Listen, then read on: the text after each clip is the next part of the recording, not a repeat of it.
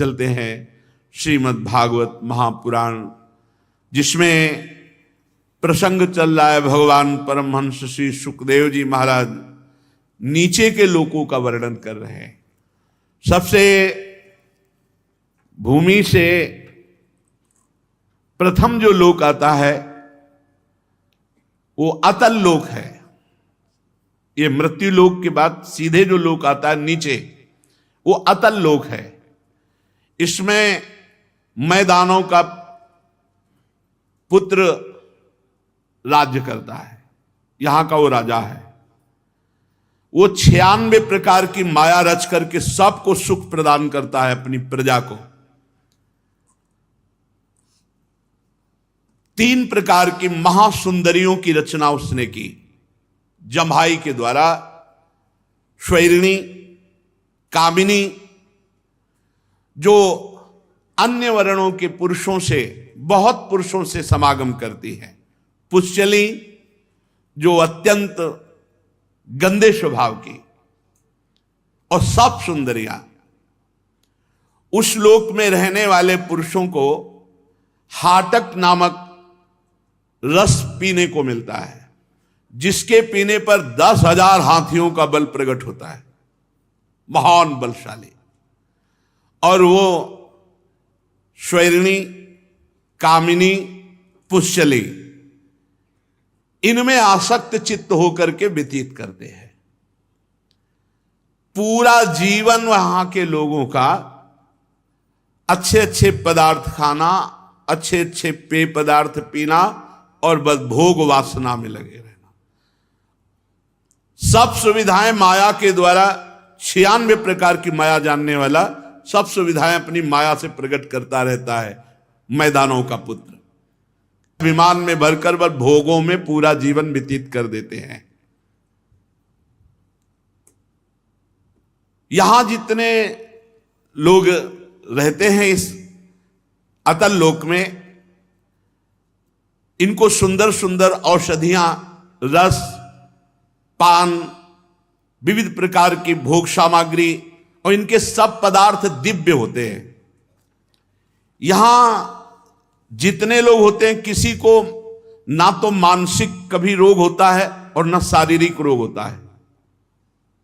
मानसिक रोग, व्यर्थ का चिंतन, जलन होना, डिप्रेशन आना, शारीरिक कोई रोग नहीं होता। यहां किसी के झुर्रियां नहीं पड़ती, किसी के बाल नहीं पकते, यहां किसी को बुढ़ापा नहीं आता, यहां किसी की देह की कांति नहीं जाती, किसी के शरीर में दुर्गंध नहीं आता, किसी के पसीना नहीं चूता, किसी को कभी थकावट नहीं होती, कभी शिथिलता नहीं आती, आयु के साथ शरीर की अवस्थाओं का बदलना नहीं होता कि अब जवान अब बूढ़े, ऐसा नहीं होता। यहां सब जवान, सब स्वस्थ, सब सुंदर, शक्ति संपन्न और सुगंधित, शरीर से सुगंध आए। यहां मृत्यु केवल होती है भगवान के सुदर्शन चक्र से। सुदर्शन चक्र का ऐसा भयंकर रूप होता है कि जो इनकी स्त्रियां होती हैं उनका गर्भस्राव हो जाता है केवल आवाज मात्र से। विनाशकारी भगवान सुदर्शन चक्र से इन सब का लय करते हैं। तो अपने यहां भी भगवान से ही तो होता है। जैसे वहां सुदर्शन चक्र से हो तो भूमंडल में जो होता है वो काल भगवान से होता है। काल भगवान का ही स्वरूप है, काल सबको नष्ट कर रहा है। अतल लोक के नीचे है वितल लोक। इसमें भगवान महादेव जी के पार्षद रहते हैं भूत गणों के सहित, और हाटकेश्वर नाम के महादेव का यहां पूजन होता है। भगवान शिव भवानी जी के साथ यहां विराजमान रहते हैं, उनके पार्षद भूतगण आदि। दोनों के तेज से एक हाटक नाम की श्रेष्ठ नदी निकली है, पार्वती जी और भगवान शंकर के तेज से। वो प्रज्वलित अग्नि के समान जो नदी बह रही, ऐसा लगता प्रज्वलित अग्नि है, तेजोमय जल। और जो वहां जल के नीचे जमा हुआ होता है हाटक नाम का दिव्य सोना होता है। ये बहुत दिव्य है। उससे बने हुए आभूषण सदैव चमकते रहते हैं, कांतिवान रहते हैं।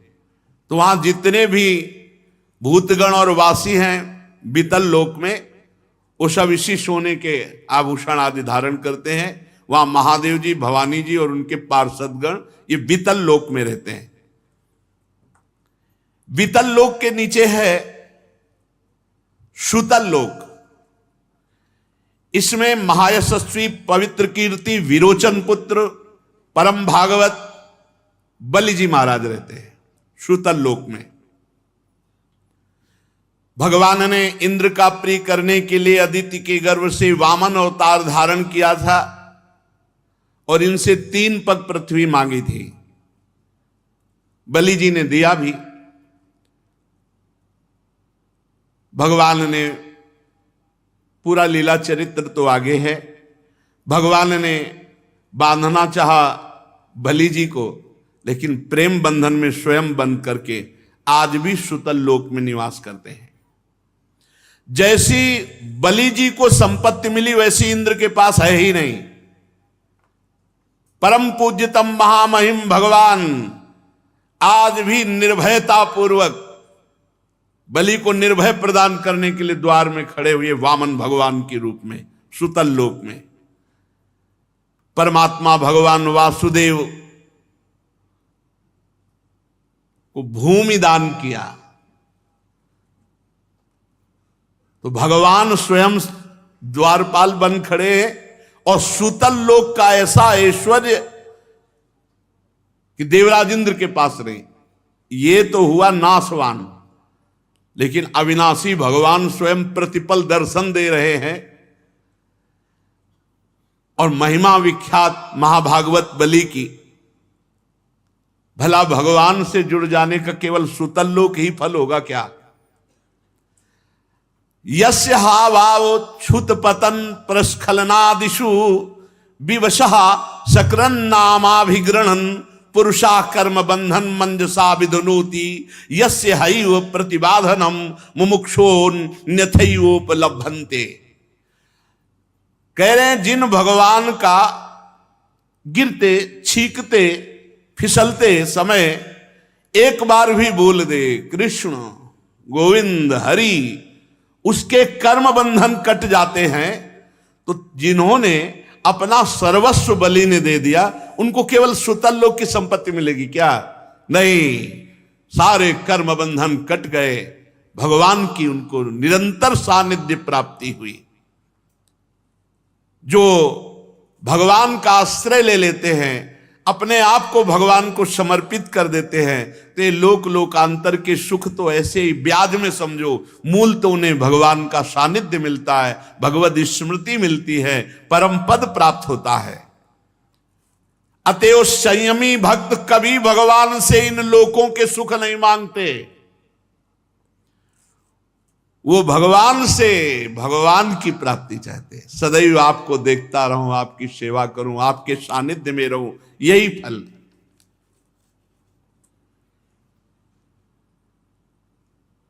भगवान ने यदि अपने आप को ना दिया होता और केवल ये सुतल लोक का मायामय ऐश्वर्य दिया होता तो हमें लगता कि भगवान ने ठीक नहीं किया, क्योंकि विस्मृति कराने वाले भोग दे दिए। लेकिन ये देने पर भगवान द्वारपाल बन करके वहीं विराजमान हुए। हर समय बलि जी महाराज भगवान का दर्शन करते हैं।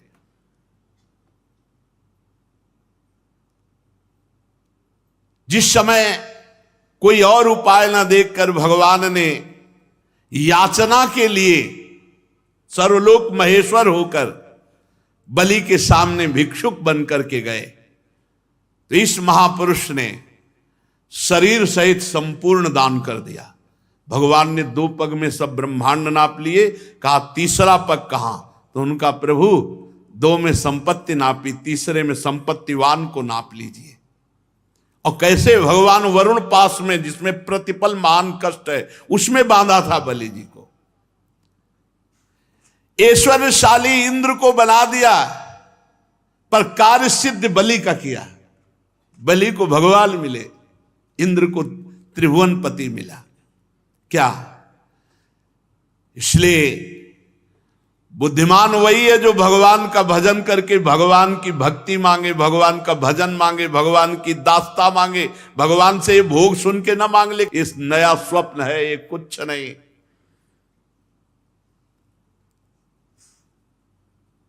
प्रहलाद जी जब देखा कि भगवान ने हिरण्यकश्यप को मार दिया है, तो प्रभु ने कहा वरदान मांगो। तो यही मांगा था कि प्रभु मेरे हृदय में कोई अन्य कामना नहीं हो, सदैव आपकी सेवा। भगवान से भक्त कभी ये नहीं मांग सकता कि आपको मैं भूल जाऊं और भोगों की प्राप्ति कभी स्वीकार नहीं कर। वो भक्त ही नहीं जो भगवान को भूलकर भोग मांगता है। बड़े महानुभाव महाराज बलि जी, भगवान की उनके ऊपर बड़ी कृपा, सारी वासनाएं शांत हो गई बलि जी की। निरंतर भगवान के दर्शन और सानिध्य में रह रहे हैं। इनका चरित्र आगे अष्टम स्कंध में आएगा। भगवान आज भी हाथ में गदा लिए सुतल लोक में राजा बलि के द्वार पर खड़े रहते, द्वारपाल बले। एक बार दिग्विजयी रावण बड़े घमंड में भरा हुआ सुतल लोक में दिग्विजय करने के लिए पहुंचा। तो भगवान ने एक पैर की ठोकर मारी, लाखों योजन दूर गिरा, जाकर के दरवाजे के अंदर ही नहीं घुसा, सुतल लोक में ही नहीं घुसने दिया। आज भी भगवान द्वारपाल बने विराजमान हैं। सुतल लोक के नीचे तलातल है। इसमें स्वयं दानवराज मैं रहता है। प्रथम लोक में इनका पुत्र राजा है और तलातल लोक में स्वयं मैं दानव रहता है। तीनों लोकों को शांति प्रदान करने के लिए भगवान शंकर ने ये जो 3 पुर बनाए हुए थे मैदानों ने, उनको भस्म कर दिया था। आज भी वहां छुप करके रह रहा है। पूरा शासन है तलातल राज्य में इसका। वो परम मायावी, मायावियों का परम गुरु है और महादेव जी इस पर बहुत प्रसन्न भी हैं और महादेव जी के द्वारा वो सुरक्षित है। इसलिए भगवान के सुदर्शन चक्र का भी कोई भय वहां नहीं है, क्योंकि महादेव जी वहां सुरक्षा करते हैं। वहां के निवासी कोई ऐसा नहीं है जो मैदानों के आदर और सम्मान और आज्ञा का पालन न करता हो। वहां जब विनाश होता है तो महादेव जी का ही अपराध करने पर होता है। सुदर्शन चक्र से भी वहां भय नहीं है, क्योंकि महादेव जी द्वारा सुरक्षित है। तो महादेव जी के द्वारा होता है वहां जो विनाश होता है। उसके नीचे महातल, महातल में ये सब 1000 फण वाले, अनंत फण वाले, सैकड़ों फण वाले ये सर्प रहते, सर्प लोग समझो महातल। इसमें कद्रु जी से उत्पन्न बहुत से सिर वाले क्रोधवश नामक समुदाय सर्पों का रहता है। कुहक, तक्षक, कालिया, सुषेण, ये प्रधान प्रधान अनेक अनेक फण वाले। यहां केवल विनाश होता है गरुण जी से। गरुण जी से मृत्यु होती जिसकी होती। ये बड़े अपने परिवार के, इनके भी स्त्री पुत्र मित्र कुटुंब परिवार ये सब इच्छाधारी नाग हैं। कोई ऐसे नहीं कि वो फणे फैलाए हुए, पुरुष रूप में भी देव रूप में भी रहते हैं। यहां का नाश होता है भगवान गरुण जी के द्वारा। उसके नीचे है रसातल। रसातल में परिणाम के बड़े दैत्य और सब दानव रहते हैं। यहां निवात कवच, काले, हिरण्यपुरवासी, ये सब महान बलशाली दैत्य रहते हैं। देवता सदैव इनसे भयभीत रहते हैं, ऐसे बलवान हैं। ये जन्म से बलवान महान साहसी होते हैं। रसातल में इनमें आपस में कभी द्वेष नहीं होता। इनका संपूर्ण लोकों पर प्रभाव है। ये डरते हैं तो केवल भगवान श्री हरि के तेज से डरते हैं। निवात कवच काले हिरण्यपुरवासी परिणाम के दैत्य, ये भगवान से ही डरते हैं, दूसरे किसी से नहीं। रसातल के नीचे सबसे पाताल है, वहां भी सर्पलोक ही है। शंख, कुलिक, महाशंख, श्वेत, धनंजय, धृतराष्ट्र, शंखचूड, कंबल, अश्वतर, देवदत्त, ये बड़े भयानक क्रोधी महान विषधारी ये नाग रहते हैं। इस पाताल में वासुकी प्रधान है, यहां के वासुकी नाग प्रधान है। यहां किसी के 5, किसी के 7, किसी के 10, किसी के 100, किसी के 1000 फणों में मणियां दमकती रहती है। पाताल लोक में इन्हीं सर्प मणियों से प्रकाश होता है। पाताल लोक तक तो ये 7 लोक वर्णन हुए। पाताल लोक से 30,000 योजन की दूरी पर भगवान शेष जी विराजमान है। 30,000 योजन नीचे। और इनका नाम संकर्षण है। हजारों मणियां इनके मस्तकों पर दमकती रहती हैं और संपूर्ण भूमंडल जितना आपने सुना नीचे से लेके ऊपर तक सब ये भगवान शेष जी के एक फण में सरसों के दाने के समान रखा हुआ है। एक मस्तक पर ये समस्त ब्रह्मांड भगवान शेष जी के फण पे ऐसे रखा है जैसे किसी की खोपड़ी पे सरसों का दाना रख दे तो पता ही न चले, ऐसे पूरा ब्रह्मांड रखा हुआ है। प्रलय काल उपस्थित होने पर विश्व का संहार करने के लिए नीचे से इनके नेत्र क्रोधवश हो जाते हैं और भ्रकुटियों के तन जाने से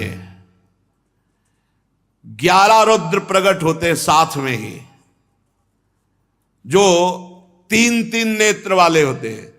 तो भगवान संकर्षण के मुख से ज्वाला विष भई और 11 रुद्रों के तीनों नेत्र खुल जाते हैं और नीचे से जलना शुरू होता है, सब भस्म हो जाता है। ये सब हाटक पी करके जो उन्मत्त है तो राख हो जाते हैं। इसलिए वृंदावन में रहने की बात सोचो, अतल वितल की तरफ मत सोच लेना। ये सब नाशवाना ब्रह्म स्तंभ पर्यंतम सर्वम मायामयम जगत सत्यम सत्यम पुनः सत्यम हरे नामैव केवलम। जो नाम जप कर रहे हैं भगवान के धाम में विराजमान है, महाप्रलय की पवन वहां स्पर्श ही नहीं करती। भगवान संकर्षण बहुत गोरे हैं, बहुत गौर वर्ण के हैं।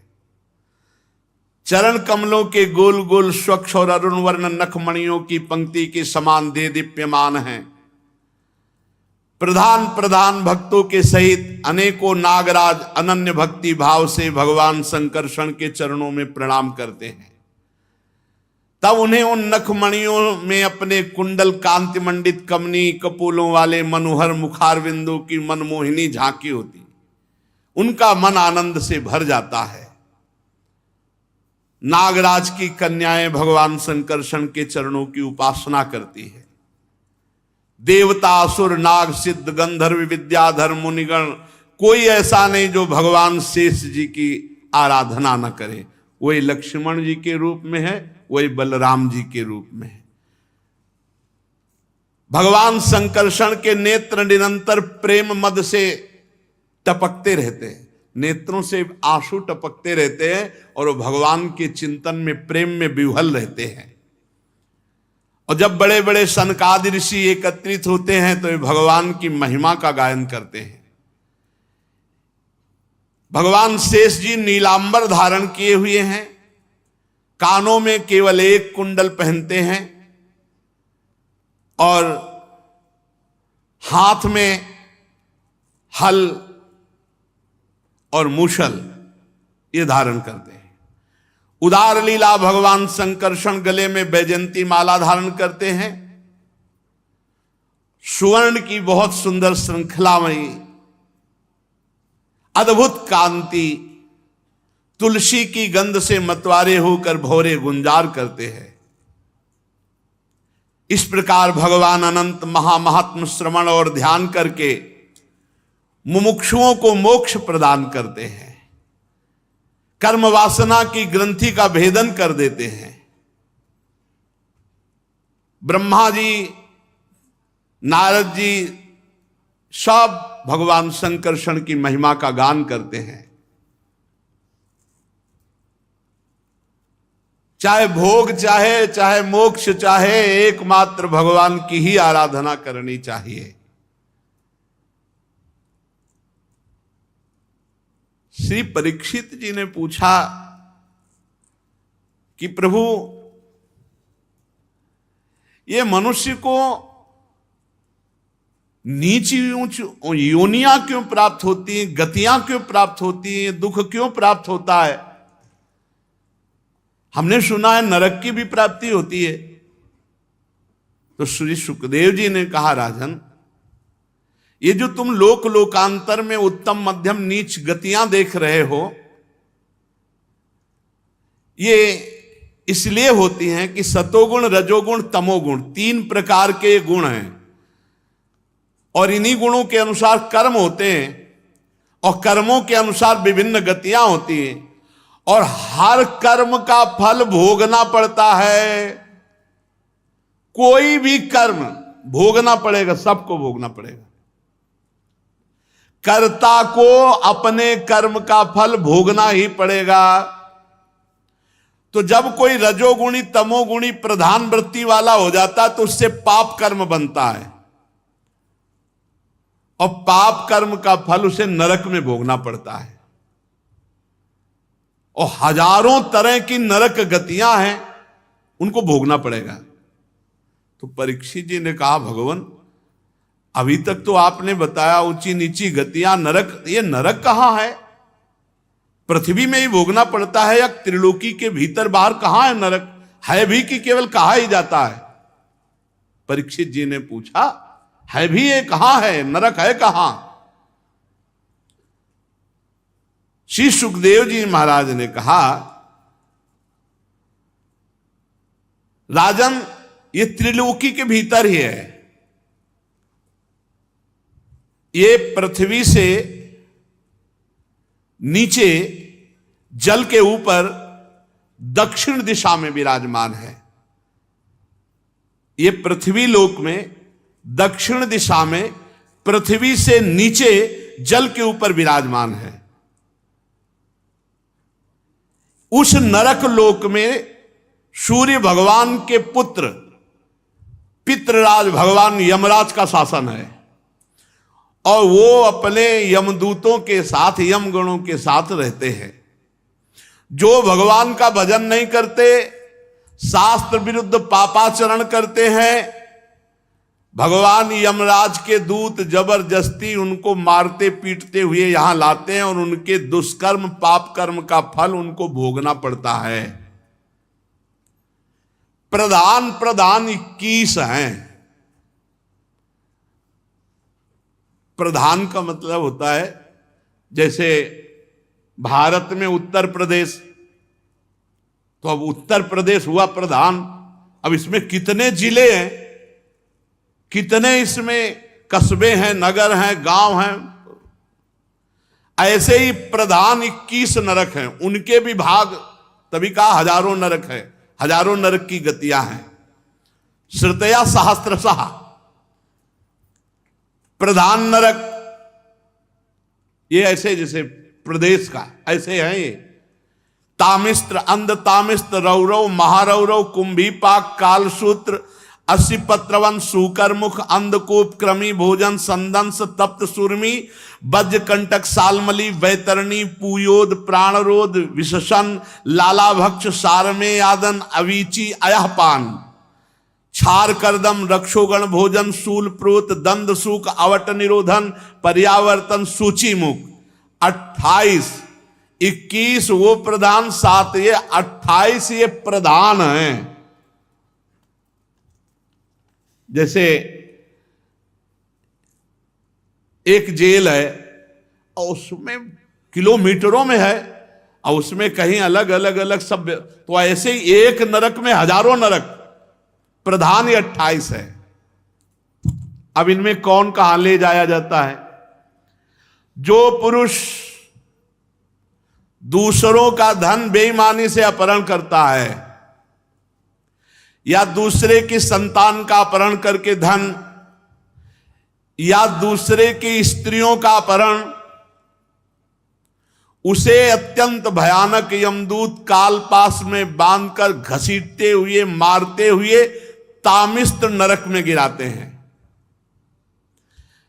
इस अंधकार, इस नरक में अंधकार ही अंधकार, कुछ दिखाई नहीं देता। अपने आप डंडे चलते हैं, इसमें पता नहीं चलता कहां से चल रहे हैं, और इतनी भयानक आवाजें आती हैं कि लघुशंका सोच कर देता है। और डंडा ऊपर से चलते हैं और अंधकार ऊपर से रहता है, इतनी मार पड़ती कि मूर्छित होता, पर मरना वहां है नहीं। रात दिन डंडे ही चलते रहते हैं। जो दूसरों का धन अपहरण करते हैं, दूसरों का संतान अपहरण करते हैं, जो दूसरों की स्त्रियों का अपहरण करते हैं, उनको भयानक तामिस्त नरक में गिराया जाता है, जहां अंधकार ही अंधकार है। खाना पीना तो कोई, यहां जेल में भारत की तो कम से कम खाना पीना तो मिल जाता है, वहां खाना पीना नहीं, वहां डंडा ही चल रहा है। और अंधेरे में ऐसी ऐसी आवाजें कि भयभीत होकर मलमूत्र का त्याग करता है, और इतनी मार पड़ती रहती है निरंतर कि मूर्छित होता रहता, फिर होता, फिर मूर्छित, मरना है नहीं वहां। बोले कितने दिन की सजा हुई? बोले 1 कल्प की।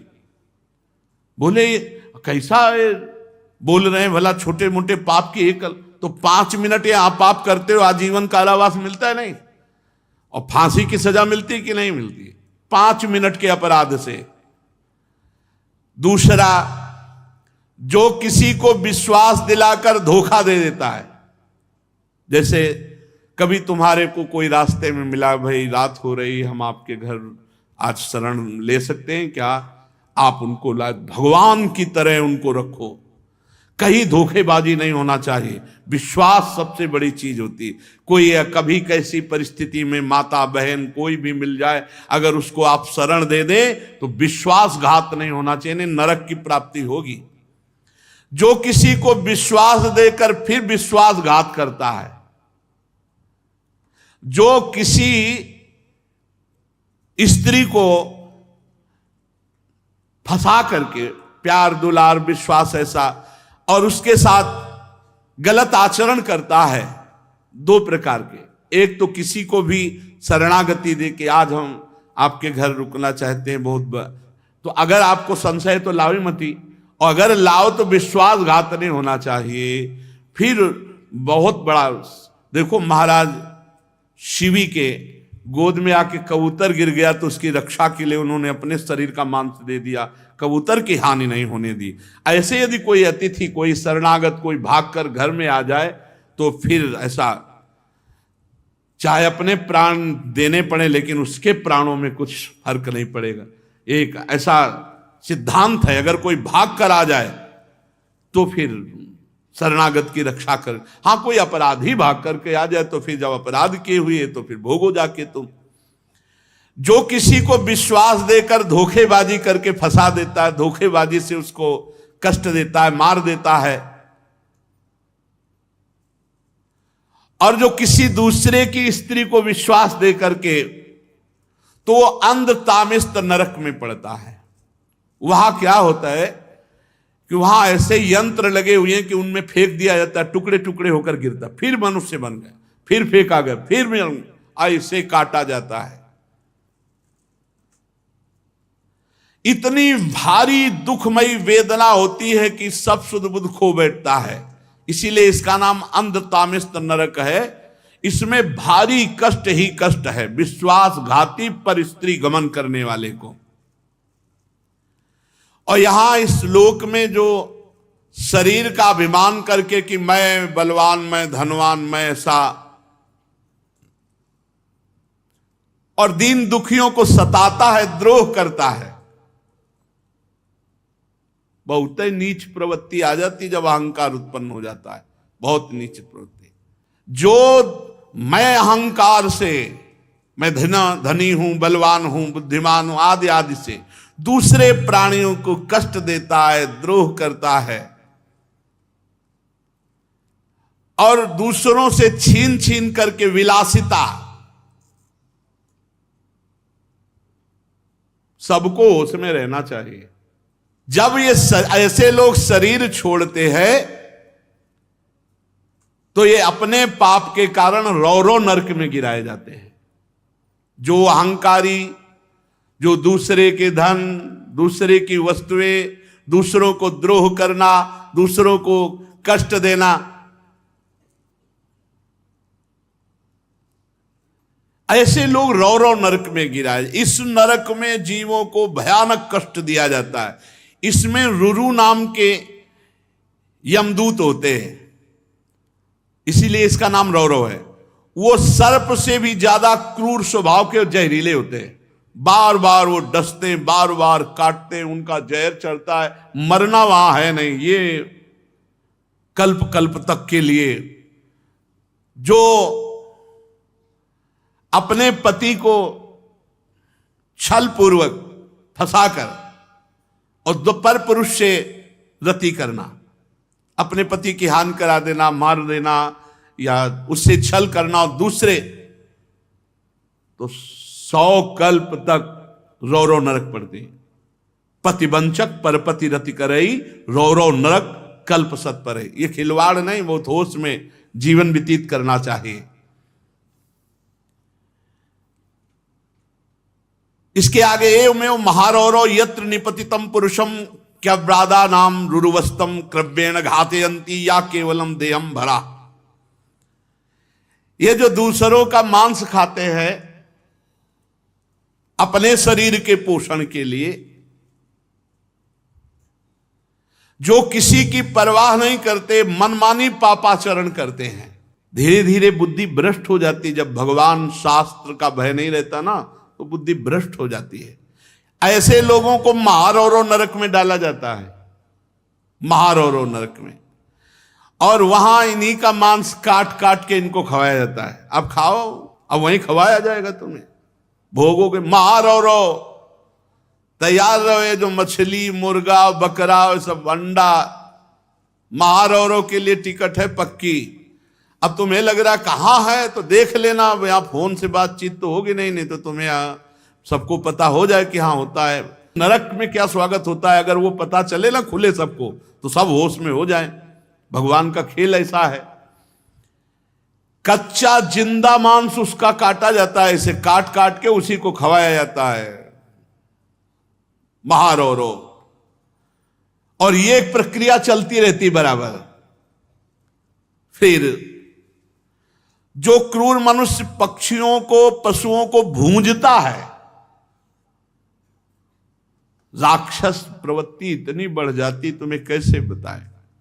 ये जो अपना पेट पालने के लिए अशुद्ध भोजन जीवों को भूंजते हैं, हृदयहीन राक्षसों से गए बीते इन लोगों को कुंभीपाक नरक में ले जाया जाता है। कुंभीपाक नरक में जानते हो क्या है? बड़े बड़े कड़ाह में खौलते हुए तेल में पकोड़े की तरह डाल दिए गए। अब जलते रहो 1000 वर्ष, 2000, कितना समय, जितना दंड दिया, मरना वहां है नहीं। और कष्ट यहां से ज्यादा होता है। इससे भी सुकोमल शरीर होता है यातना देह, जो हमें नरक में मिलता है। बहुत खान पान के लिए भाई प्रार्थना है, बहुत सावधानी से, क्योंकि बुद्धियां पवित्र हैं नहीं बनाने वालों की। उनका उद्देश्य केवल, अच्छा अब आपको बनी बनाई जलेबी बढ़िया दिखाई दे रही, गर्मा गर्म, लेकिन कैसे तेल में बनाई गई है, कैसा मैदा है, बनाने वाले के हाथ कैसे थे, उसका विचार कैसा है, अब ये सब बुद्धि में नहीं रह गया, नहीं रह गया है। आज का जो नया समाज है उसको होटल पसंद है, बाहरी भोजन पसंद है, घर की तो पसंद है नहीं। स्वधर्म का त्याग प्रतिपद होता चला जा रहा है। अपने धर्म को समझ ही नहीं रहे कि हमारा धर्म क्या। अरे धर्म से मतलब क्या रह गया? जितना हमारा मनमानी आचरण बिगड़, ये नरक पहुंचाएगा। जो केवल अपने पेट पालने में लगे रहते हैं, जो पशुओं को भूंजते हैं, रांधते हैं, ऐसे हृदयहीन मनुष्यों को राक्षसों से भी गए बीते, क्योंकि राक्षस तो राक्षस है ही। कुंभी पाक नरक में ले जाते हैं और तेल में खौलाते हुए तेल में पकाते हैं। अब वहां कोई सुनने वाला तो है नहीं, जैसे तुमने नहीं सुना, छोटे छोटे जीव हैं उनको सब ऐसे। जो मनुष्य, ध्यान से सुनो, अपने माता पिता को पीटता है, अपमानित करता है, वयोवृद्ध उनकी सेवा नहीं करता, तिरस्कार कर देता है, घर से निकाल देता है, वैष्णवों का विरोध करता है, ऐसे दुष्ट को काल सूत्र नरक में ले जाया जाता है। काल सूत्र नरक, अलग अलग जैसे जेलें है ना, ऐसे नरक है। ये 10,000 योजन का घेरा है, 10,000 योजन का, और इसकी भूमि तांबे के समान है, और आग जैसे तपती, ऐसे तपती हुई, और ऊपर से आग फेंकी जाती है, जैसे उस नीचे वो भूमि जल रही, आग जैसी, तांबे जैसी भूमि, एकदम लाल आग पकी हुई, और ऊपर से आग के अंगारे डाले जाते हैं। अब नीचे से वो आग, ऊपर से वो आग, और 10,000 योजन भूमि लंबी है। अब उसी में दौड़ता रहता। अब कितने वर्ष का सजा दी गई? कौन? जो अपने माता को थप्पड़ मारता है, पिता को। बहुत ये बूढ़े माता पिता भगवान का स्वरूप है, इनको ऐसा ना करे, इनको कष्ट ना दे। अरे तुम्हें पाला पोसा है भाई, तो कम से कम आरती पूजा ना कर सको, ऐसे तो करना चाहिए। नित्य माता पिता की आरती, और भगवान की करो, आरती ना करो, माता पिता की कर लो। उनको नहलाओ धुलाओ, कपड़ा लत्ता पहनाओ, खवाओ पियाओ, मेहनत करके भगवान के मंदिर भले अगर नहीं कभी गए तो भी भगवान की प्राप्ति हो जाएगी। क्योंकि घर में मातृदेवो भव पितृदेवो भव, इसका प्रमाण है। विट्ठल भगवान स्वयं चल करके आए थे पुंडरीक जी के घर, माता पिता की सेवा करने वाले। माता पिता मातृदेवो भव पितृदेवो भव। बहुत सावधानी से मनुष्य जीवन, जो अपने माता पिता का अपमान करते, मारते, पीटते, वयोवृद्ध अवस्था में सेवा नहीं करते, ऐसों को काल सूत्र नरक में गिराया जाता है। अब वहां पापी जलता हुआ भागता है 10,000 योजन की भूमि, सब जलने वाली भूमि। सोचो कैसा, इतनी बेचैनी, इतना ना कहीं खड़ा हो सकता है, कभी लौटता है, कभी भागता है, कभी छटपटाता है, दौड़ता है। उस नर पशु के जितने रोम होते हैं उतने 1000 वर्ष तक उसे भोगना पड़ता है काल सूत्र नरक में, जो वैष्णवों को, ब्रह्म ऋषियों को दुख देता है, माता पिता को मारता पीटता है, ऐसा। आगे कह रहे, जो पुरुष किसी भी प्रकार की आपत्ति ना आने पर अपने वर्णाश्रम धर्म को छोड़कर दूसरे धर्म का आचरण करता है, वैदिक मार्ग को छोड़ देता है, और जो पापी पाखंड पूर्ण जीवन बिताता, पाखंड जो है नहीं उसको दिखावा करके मनमानी आचरण, जो वैदिक शास्त्रीय सिद्धांत को छोड़कर मनमानी आचरण करता है वो पापी, और जो पाखंडी है, पाखंड का वो पाप। इन 3 पापियों को, 3 प्रकार के पाप करने वालों को अश्री पत्रवन नामक नरक में डाला जाता है, जहां यमराज के दूत जैसे कांटे होते हैं ना, ऐसे कोड़े होते हैं, ऐसे कोड़ों से पीटते हैं। और वो इतना चिल्लाता, रोता है, इधर उधर दौड़ता है, तो वहां आसपास तलवार जैसे ऐसे लगे हुए, उनसे अंग उसके कटते हैं, कोड़े से मारा जाता है, बार बार मारा जाता। वो कहता है हाय मैं मरा, हाय चिल्ला, ऐसे चिल्लाता रहता है। धर्म छोड़कर पाखंड मार्ग में चलने वाले पाखंडियों को यही दंड मिलता है, कुकर्मियों को यहां अपने कर्म का फल भोगना पड़ता है। हे राजन, जो इस लोक में राजकर्मचारी पद पर होकर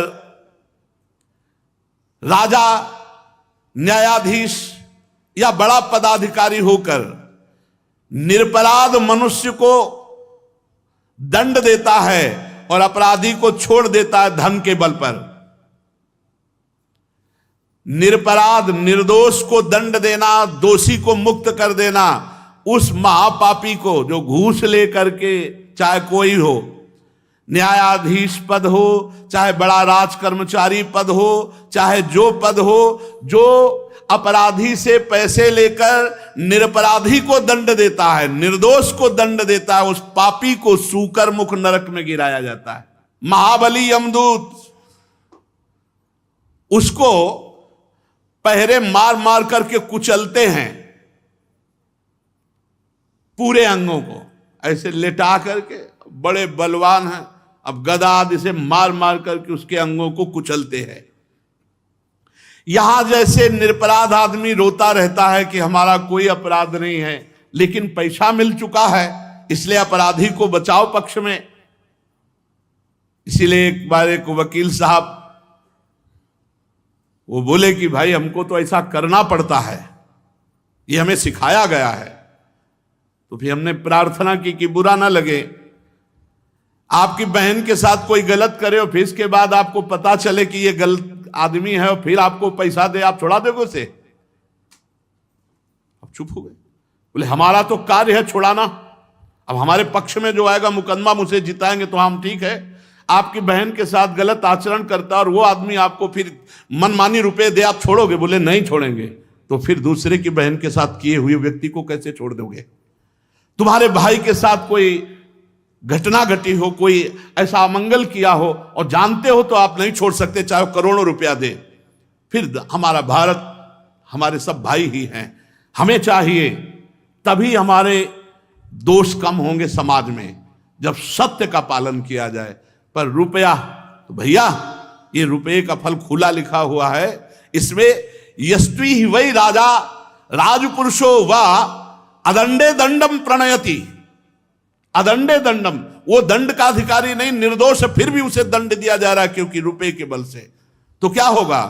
बोले उसको सूकर मुख नामक नरक में गिराया जाएगा, जहां महाबली यमदूत उसके अंगों को कुचलते हैं। इस लोक में जो निरपराध प्राणियों को सताता है, जब कोई निरपराध प्राणी रोता है तो उसके जितने आंसू होते हैं उतने हजार वर्षों तक ये पीड़ा उसको भोगनी पड़ती है। इस लोक में जो अन्य जीवों के पीस करके बोले नहीं, उसका जैसे उबाल करके और इस तरह से वो जो पीते हैं बना करके उसके, तो कह रहे हैं उनको कोल्हू में पेरा जाता है गन्ने की तरह। सब्जी के पी लो, फल के पी लो तो अच्छी बात है, जीवों के उबाल के बहुत पुष्ट बनना चाहते हैं। भारत है, भारत ये कर्म भूमि है, ये सबसे विश्व में सबसे वंदनीय जगह है। यहां हर कर्म का फल मिलता है और कर्म से उन्नति अवनति होती है। यहां जो लोक में अन्य जीवों को, प्राणियों को ऐसे उबाल करके वैसे, तो वहां गन्ने के समान कोल्हू में पेरा जाता है, लगा दी गई खोपड़ी, अब चीख रहे, मरना वहां है नहीं, उधर निकले फिर इधर लगा दिए, ये ड्यूटी चलती रहती। यमदूत अनंतों हैं, वहां अनंतों हैं। जो पुरुष इस लोक में खटमल, मच्छर, मधुमक्खी, नरक की तैयारी कर रहे हो भाई, वो एक चला ले कट कट कट कट ऐसे मच्छर मारेंगे। अरे भाई अलग अलग पूरी सृष्टि है, भगवान ने बनाई, उनका स्वभाव बनाया, उनके लीवर नहीं है, सीधा पचा पचाया खून पी के वो जीवित रहते। उड़ा दो जान से, उसको मार ही दिया एकदम।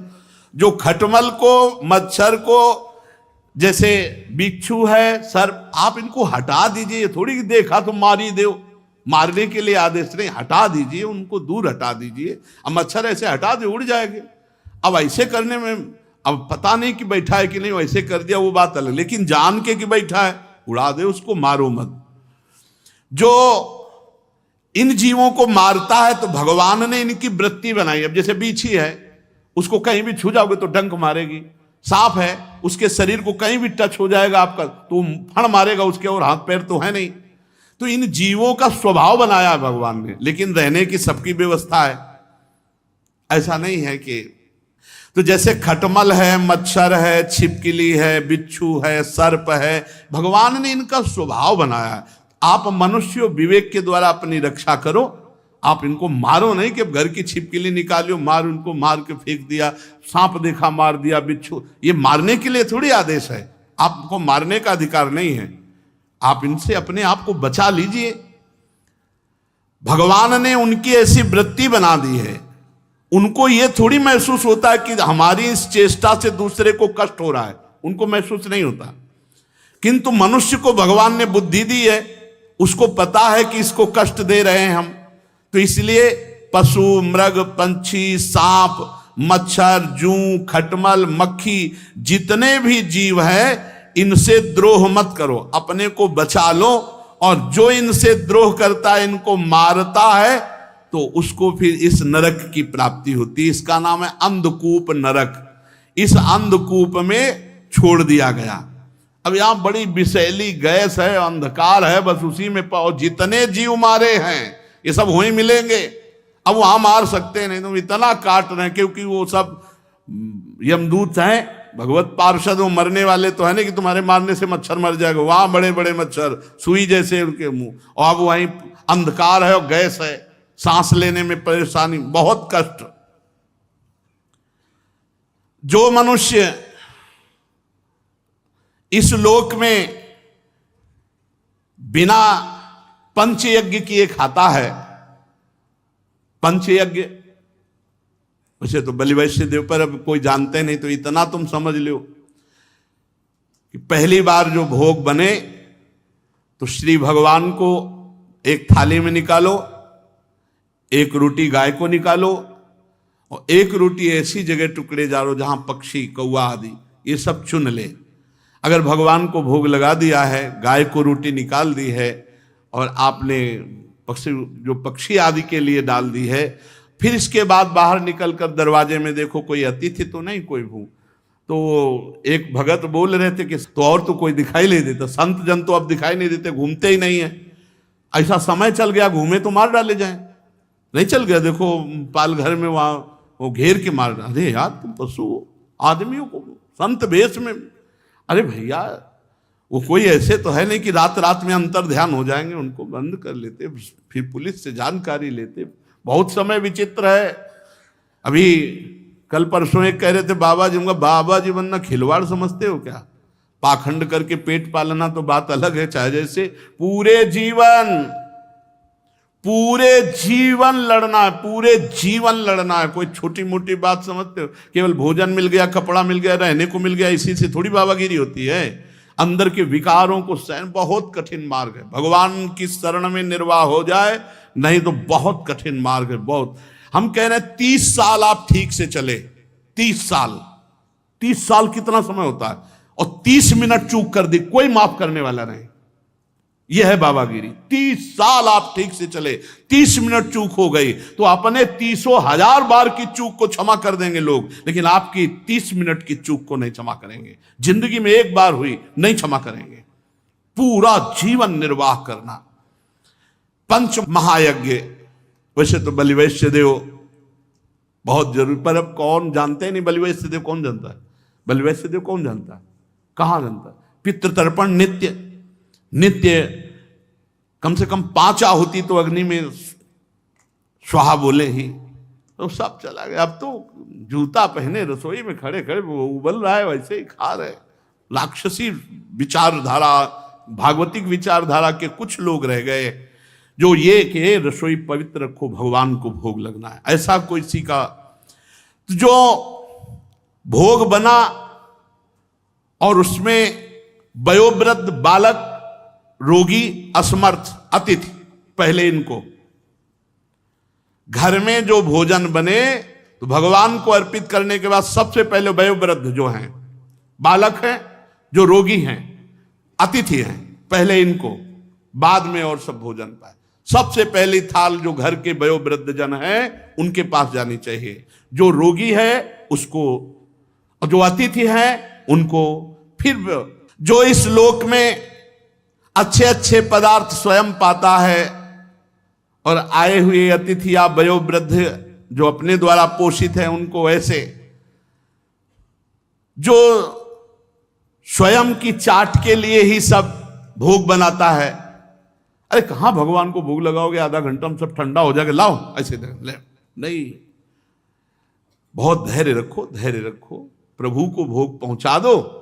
बहुत धैर्य ना हो तो उनको भोग पाने दो, आप दूसरा गरम गरम निकाल लो भाई, पर भोग पहले प्रभु को। जो ऐसे खान पान के उन्माद युक्त तरीके अपनाते हैं, शास्त्र विरुद्ध आचरण करते हैं, उनको क्रम भोजन नामक नरक में गिराया जाता है।